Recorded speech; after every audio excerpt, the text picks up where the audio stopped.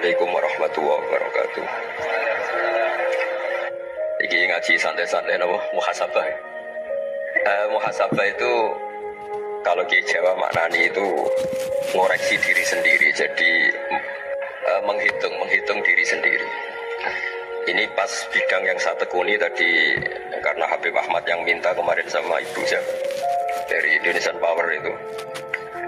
Ibu Lia, saya turutin sekaligus saya sambil belajar terus tentang muhasabah. Dalam konteks Indonesia, muhasabah itu sudah jadi perilaku ya. Karena dulu orang tua saya, guru-guru saya kalau ngandani itu, bayangkan kalau kamu jadi dia. Jadi misalnya kita mentang-mentang atasan, otoriter sama bawahan. Bayangkan kalau kamu jadi yang bawahan itu kayak apa. Laukun tamakanah, kalau orang Arab bilang, bayangkan kalau kamu di posisi dia. Makanya guyonannya orang-orang Indonesia itu kan orang ngaramkan judi gitu, bareng dikasih tahu. Tapi yang menang anak jenengan, alhamdulillah. Ternyata ngaramkan itu karena ada anaknya. Kalau anaknya yang menang ya seneng. Meskipun itu guyonan, tapi saya punya padanan itu dalam kitab Hikam. Nabi Ibrahim itu Khalilur Rahman, tentu bencinya minta ampun sama yang namanya maksiat. Suatu saat beliau diterbangkan di alam malakut. Itu kalau di Hikam saya halaman 15 juga. Saya masih ingat betul. Mungkin kalau Anda beda halaman karena beda cetakan. Setelah diterbangkan di alam malakut, diperlihatkan sama Allah, ada orang pezina, ada orang syaribul khomri, ada orang mabuk, ada orang macam-macam. Allah tanya sama Nabi Ibrahim, bagaimana pendapat kamu Ibrahim tentang mereka yang maksiat? Kata Nabi Ibrahim, ya Allah habisi saja mereka hidup di bumi engkau, makan rezeki engkau, kemudian mereka tidak taat sama engkau. Singkat cerita di fase itu, saya ulang lagi di fase itu, Allah nurutin sampai sekian peristiwa, mungkin 3 atau 4. Sudah setelah sekian tahun Nabi Ibrahim lupa peristiwa itu, kemudian beliau diminta menyembelih anaknya. Ini versi kitab Hikam. Memang versinya banyak tentang kenapa Nabi Ibrahim disuruh menyembelih anaknya. Ketika mau menyembelih anaknya, Nabi Ibrahim ragu. Wa samratu fuadi, anak saya ini buah hati saya, kenapa engkau suruh menyembelih? Terus kata Allah, apa kamu tidak ingat ketika kamu saya angkat di alam malakut, kemudian kamu usul bunuh-bunuh, saya ada mempertimbangkan usul Anda, tapi kenapa sekarang saya merintahkan kamu mikir gitu? Terus, ya karena ini anak saya ya Allah. Terus kata Allah, rumang samu wong simpokan mata ini gak gawean kau sing gawe kowe enak wae usul mata ini. Jadi saya yang bikin, kemudian Anda enak aja usul membunuh. Semenjak itu Nabi Ibrahim itu di eranya itu asfaqun nas, orang paling sayang sama manusia. Karena kadang kita keras itu ya kebetulan itu udah anak kita, ada keluarga kita. Cara orang Jawa itu kan gitu ya, kalau ada perempuan terus macam yang macam-macam pakai sepeda motor cowok, terus wah itu luput suwuk, semoga-moga gini. Tapi setelah dikasih tahu, niku ponakane jenengan, semoga-moga selamat. Jadi jangan-jangan kemarin ahli ma'asi itu kebetulan itu udah keluarga kita. Kalau keluarga yang pernah salah pada kita, semangat kita mintakan maaf. Jangan-jangan kita didikte hukum sosial gitu. Jadi orang yang salah kebetulan tuh orang yang menservis kita, atau keluarga kita, atau orang dekat kita. Jangan-jangan semangat kita mintakan ampun. Tapi kalau sama orang lain kebetulan musuh kita semangatnya minta itu kena azab. Nah ini yang nggak boleh dalam Islam. Islam mengajarkan niru Rasulullah SAW, Nabi itu rahmatal lil alamin. Bahkan kemarin saya ngaji virtual sama beberapa habaib, ada Habib Ali Al-Jufri dari Mesir, ada Habib Alwi dari Kuitang, ada Habib Nabil Al-Musawa. Dari sekian habaib itu saya masih ingat diantaranya yang didawuhkan rahmatan lil alamin itu ketika Nabi adahu kaumuh, disakiti oleh kaumnya, dan mereka masih kafir semua. Itu mereka dapat doanya Nabi, Allah mahdi qaumi fa innahum la ya'lamun. Kayak apa baiknya Nabi, orang yang menyakiti, yang melukai, tapi Nabi masih berdoa, Allah mahdi qaumi fa innahum la ya'lamun. Sayyidina Umar dapat doanya Nabi itu ya khina kana kafirun, ketika masih kafir didoakan. Allahumma a'izzal Islam bi Umar. Itu ketika masih kafir. Itu pelajaran bagi kita bahwa yang sedang tidak cocok pun itu berdapat doa kita. Ya doa supaya kondisi kita baik, hari tambah baik. Karena agama ini, saya berkali-kali bilang, limangka nayarjuwa hawal yawmal akhir. Agama ini diperuntukkan bagi yang selalu punya harapan pada Allah Subhanahu wa Ta'ala. Saya cerita muhasabah ini tentang hubungan kita dengan Allah. Di Indonesia itu banyak orang fasik, banyak orang nakal. Ya di mana-mana orang nakal itu ya mayoritas, wa aksaruhum fasikun. Tapi berkahnya harapan. Mungkin saya kira nakal sobenda, mungkin saya kira sholat soben sholat, mungkin sekarang belum sakho, belum dermawan, suatu saat dermawan. Barokahnya itu kefasikan ini dianggap sementara, sedang fasik, sedang tidak benar. Karena kiai-kiai kita, para guru-guru kita, para habaib utamanya itu mesti bilang semoga husnul khotimah. Nah barokahnya doa itu semoga husnul khotimah itu menjadikan satu pola sosial. Yang sedang fasik ini masih diharapkan jadi lebih baik, jadi lebih. Sehingga kita tidak ngambil sikap ekstrim, yang ingin menghabisi atau ingin mengadili, tidak. Karena selalu kita punya harapan. Dan agama ini limangkan erjuwa hawal yawm akhir. Bayangkan dulu kalau yang nakal itu anak kamu. Pasti kamu gak ingin kan langsung dapat apa. Padahal kita semua jadi tokoh ini abul kulli, bapak dari semuanya. Sehingga ketika Rasulullah SAW jalan-jalan kemudian melihat perempuan sedang menyalakan api. Kalau apinya mati ditiup, anaknya dijauhkan.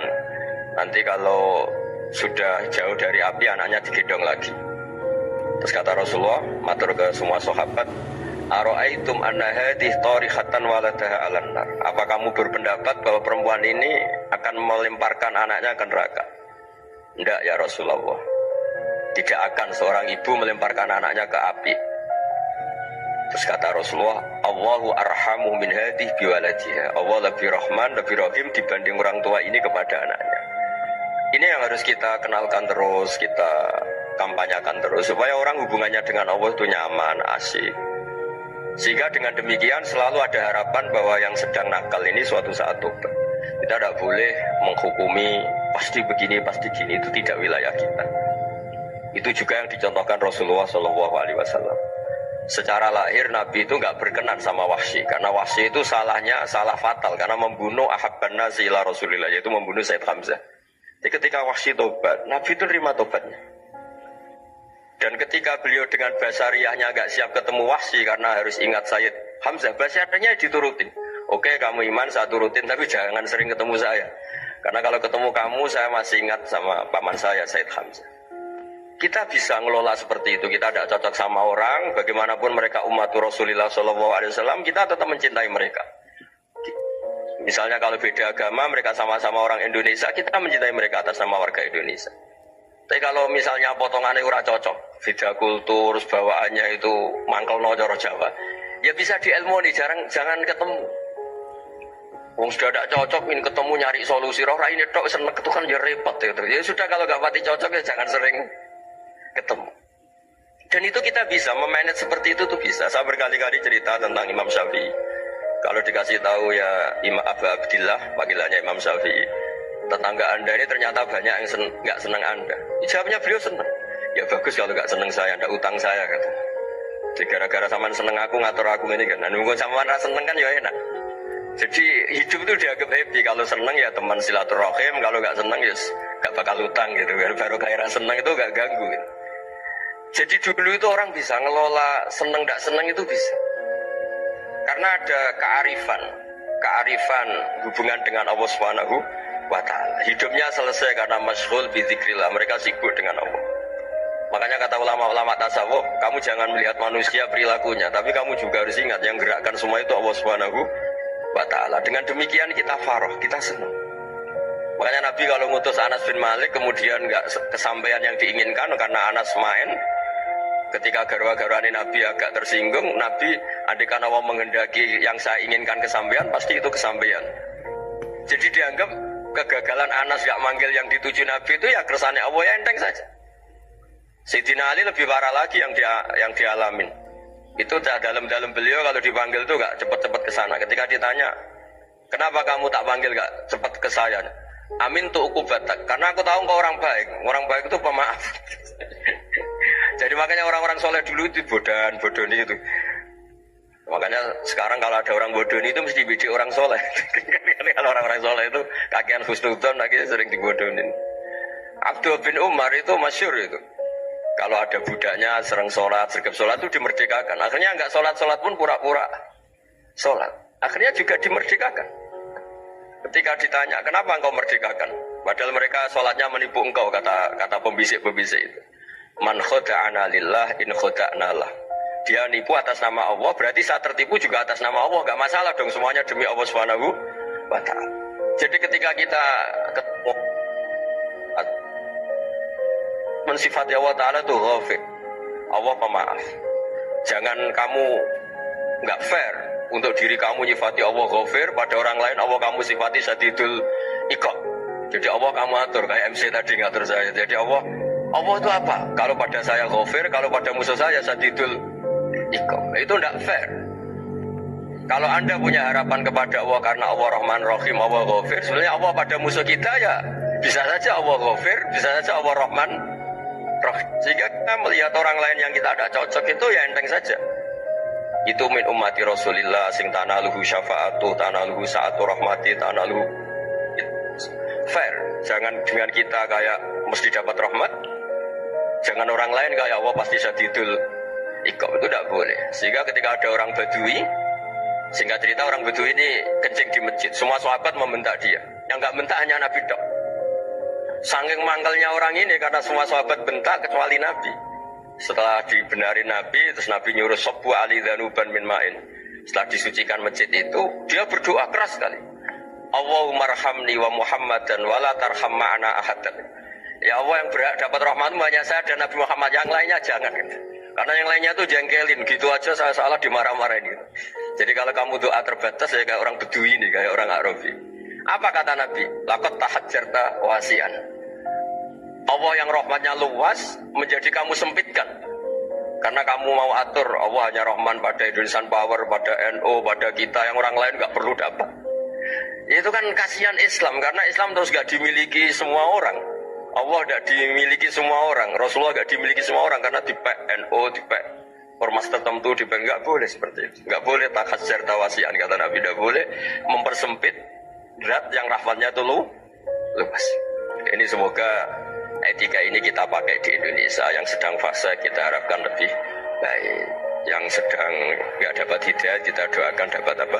Hidayah. Masyhur kan, makanya tadi saya mohon sama Habib Ali supaya Habib Ahmad supaya tetap mahalul qiyam tabaruk sama Habib Ali. Di antara doa-doa di Simtuduror masyhur itu antuqabilal mudhriba minnah bil ghufran wal musi'ah bil ihsan. Jadi harapannya para habaib, para orang-orang baik dulu ya, semoga yang dosa itu dimaafkan, yang sedang salah dibuka, bikin lebih baik. Nabi itu tugasnya juga gitu. Wastaghfir li dzambika walil mu'minina wal mu'minat. Nabi itu tugasnya juga memintakan ampun yang sedang salah. Nah ini cobalah jadi etika kita, muhasabah kita. Jadi muhasabah itu cara berpikir kita set, kita pikir ulang. Ternyata semangatnya seorang nabi itu wastaghfir li dzambika walil mu'minat. Semangatnya itu memintakan ampun. Orang ahli tafsir tahu semua kalau Nabi itu tidak mungkin dosa. Jadi itu khitabun lin Nabi wa urida bihi ummatu, itu khitab Nabi, tapi yang dimaksud itu umatnya, karena Nabi tidak akan mengalami dzambun, tidak akan mengalami dosa. Sekarang enggak, kadang-kadang kita ini kalau orang lain salah itu semangat. Kalau di perusahaan ada teman salah, apalagi pimpinan salah itu seneng, barokahnya salah bisa ganti kan gitu.